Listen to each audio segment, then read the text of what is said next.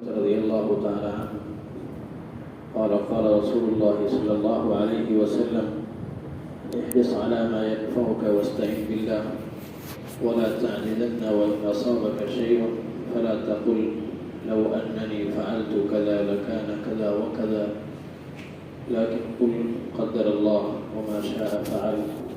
فإن لو تفتح عمل الشيطان أو كما قال عليه الصلاة والسلام.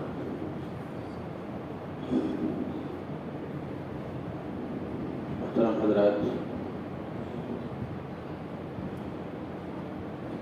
نبی کریم صلی اللہ علیہ وسلم نے ارشاد فرمایا احرص علی ما ينفعك، کہ وہ چیزیں جو تمہارے لیے نفع بخش ہوں ان کو حاصل کرنے کے لیے اپنے اندر شوق پیدا کرو، حرص پیدا کرو۔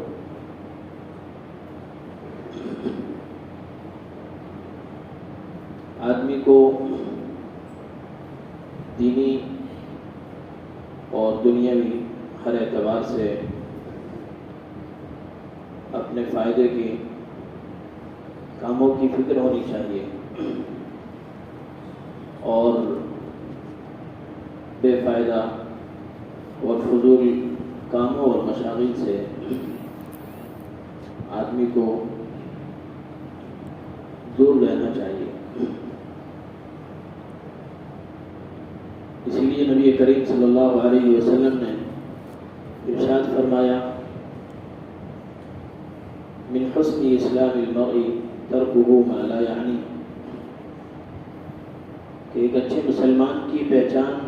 اور علامت یہ ہے کہ وہ اپنے آپ کو لا یعنی اور بے فائدہ باتوں سے اور کاموں سے بچائے اور اپنی زندگی کے قیمتی لمحات کو ایسے کاموں میں لگائے جو اس کے لیے مفید ہوں، نفع بخش ہوں۔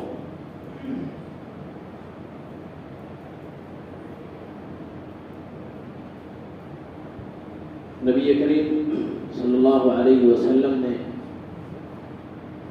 اور شریعت مطہرہ میں اس بات کی اجازت دی گئی ہے کہ آدمی جائز حدود کے اندر رہتے ہوئے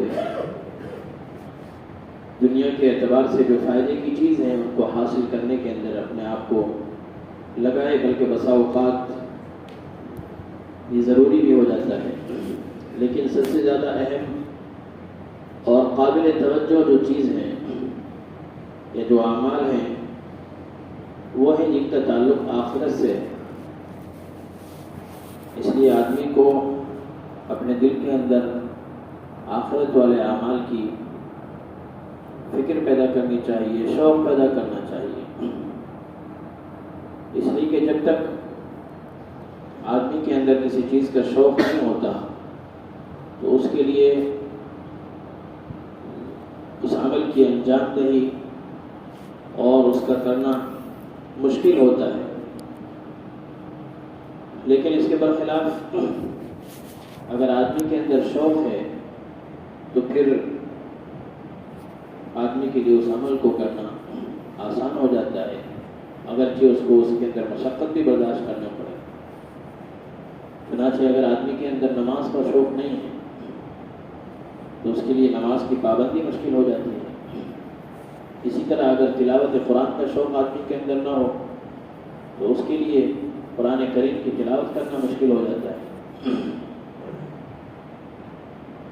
اسی لیے آدمی کو یہ کوشش کرنی چاہیے کہ اس کے اندر آخرت والے اعمال کا خاص طور پر شوق پیدا ہو۔ اسی وجہ سے اس جملے کے اندر نبی کریم صلی اللہ علیہ وسلم اس بات کی طرف ہم سب کو متوجہ کر رہے ہیں کہ جو چیزیں تمہارے لیے نفع بخش ہیں ان کا اپنے اندر شوق پیدا کرو۔ اور آخرت کے اعمال کا آدمی کے اندر شوق اسی وقت پیدا ہو سکتا ہے جبکہ آخرت کا آدمی کے اندر کامل یقین ہو۔ جتنا آدمی کے اندر آخرت کا یقین ہوگا اور آخرت میں اللہ کی طرف سے اعمال خیر پر ملنے والے اجر کا اس کے دل میں یقین ہوگا، اتنا ہی آدمی کے لیے اعمال کرنا آسان ہوگا۔ اور یقین کے پیدا کرنے کے لیے ضروری ہے کہ آدمی اپنی صحبت کو اچھا کرے، یعنی اپنا اٹھنا بیٹھنا اور اپنی صحبت آدمی نیک لوگوں کے ساتھ رکھے، کہ جب آدمی نیک لوگوں کے ساتھ صحبت اختیار کرے گا تو پھر اس کی برکت سے اس کے دل کے اندر یقین بھی پیدا ہوگا اور آخرت کے اعمال کا داعیہ اور شوق بھی پیدا ہوگا۔ اسی لیے اللہ تبارک و تعالیٰ نے قرآن کریم میں ارشاد فرمایا، یا ایھا الذین آمنوا اتقوا اللہ وکونوا مع الصادقین، کہ ایمان والو اللہ سے ڈرو اور سچے لوگوں کے ساتھ رہو، یعنی نیک لوگوں کی صحبت اختیار کرو۔ اسی طرح نبی کریم صلی اللہ علیہ وسلم نے بھی ارشاد فرمایا، لا تصاحب الا مؤمنا، کہ تم صحبت اختیار نہ کرو مگر کامل ایمان والے کی، ولا یأکل طعامک الا تقی، اور تمہارا کھانا نہ کھائے مگر متقی آدمی۔ یعنی اگر آدمی کامل ایمان والے کی صحبت میں رہے گا تو اللہ تبارک و تعالیٰ اس کی برکت سے اس کے اندر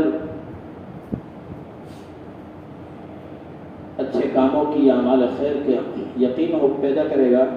اور اس یقین کی برکت سے آدمی کے اندر اعمال خیر کا شوق ہوگا، اور شوق کی بنیاد پر آدمی کے لیے اعمال خیر کا کرنا آسان ہوگا۔ دوسری بات نبی کریم صلی اللہ علیہ وسلم نے ارشاد فرمائی، وَاسْتَعِنْ بِاللَّهِ، ہر کام میں اللہ تبارک و تعالیٰ سے مدد چاہو۔ اس میں اس کی طرف توجہ دلائی گئی ہے کہ جو کام بھی اللہ تبارک و تعالیٰ کی مدد سے خالی ہوگا، یا کوئی بھی کام آدمی کرے تو جب تک آدمی کرنا چاہے تو جب تک اس کے اندر اللہ تبارک و تعالیٰ کی مدد شامل حال نہ ہو تو آدمی اس کام کو انجام نہیں دے سکتا، کیونکہ اعمال خیر کا دل کے اندر داعیہ پیدا ہو جانا، اس کا ارادہ آدمی کے دل کے اندر پیدا ہو جانا، یہ بھی اللہ تبارک و تعالیٰ ہی کی طرف سے ہے، اور پھر ارادہ کرنے کے بعد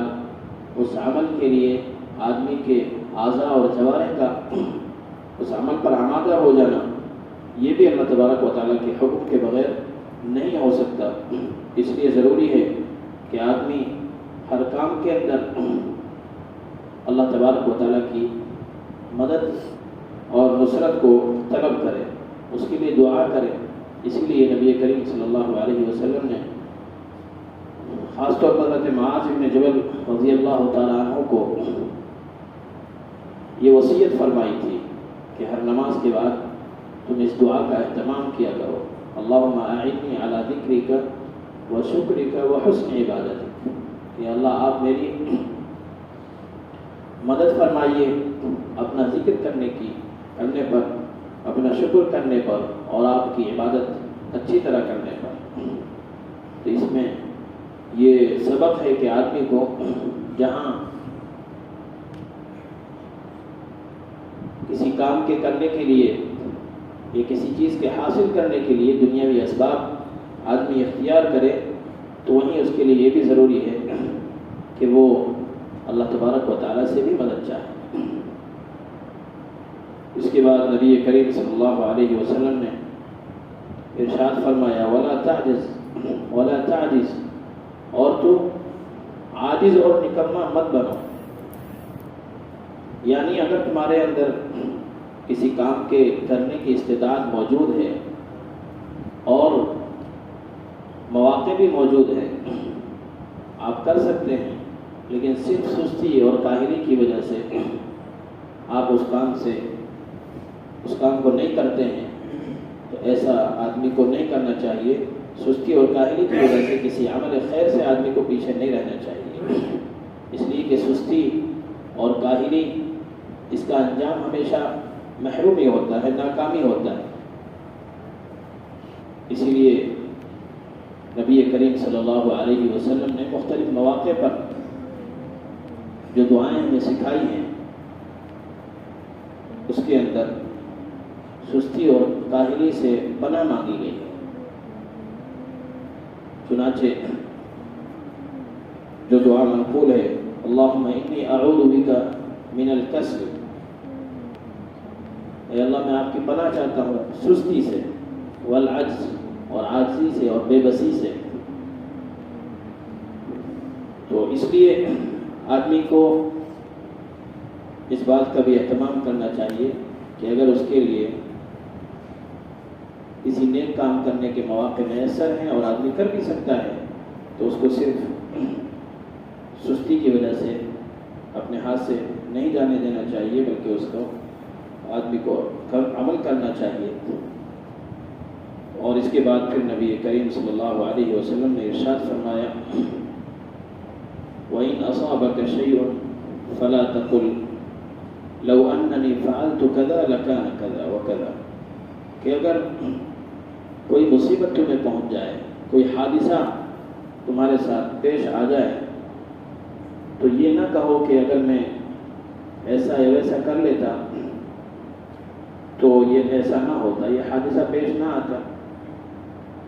بلکہ یہ کہو کہ اللہ تبارک و تعالیٰ نے ایسا ہی مقدر کیا تھا، اور جو اللہ تبارک و تعالیٰ نے چاہا وہ اللہ تبارک و تعالیٰ نے کیا. اس لیے کہ اگر مگر کرنا یہ شیطان کے عمل کا دروازہ کھول دیتا ہے. یہ بھی اللہ کے نبی صلی اللہ علیہ وسلم کی بہت اہم نصیحت ہے. اگر یہ آدمی کے دل کے اندر جاگزی ہو جائے